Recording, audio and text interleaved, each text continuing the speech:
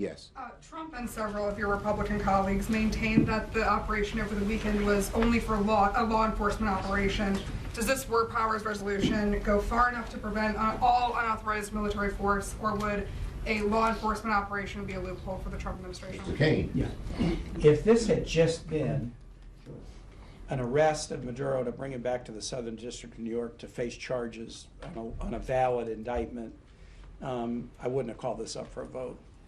And I think there's a question under the War Powers Resolution whether an arrest operation, even if it had a military escort, was hostilities that would allow this kind of a privileged vote to get a guaranteed vote on the floor. That's not what this is.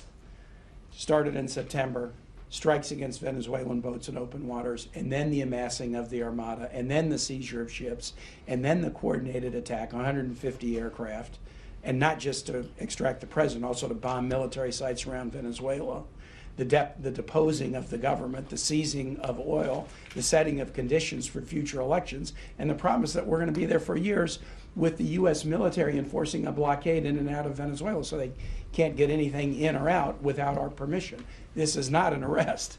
If it was just an arrest, we wouldn't have been having this debate. It's much bigger than that, and that's why it needs to be put before the American public. Nor did they even claim that it's just an arrest. The president kept talking, he said it in 4 words: the United States will run Venezuela.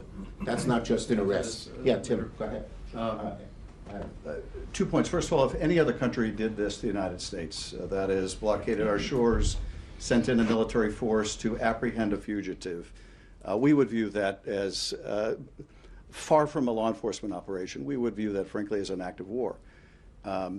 What's more, the legal rationale that this military force was merely used to accompany law enforcement for the purpose of apprehending a fugitive, Nicolas Maduro. If that were the case, that would have been the end of our involvement with Venezuela. He has been apprehended. He has been brought to court. That would be the end of it. There is no law enforcement necessity in terms of the prosecution of Maduro that we blockade the country, that we seize oil resources, that we try to change the nature of the government. So if that was a legal rationale rather than a superficial pretext, it would be over. It is clearly not over.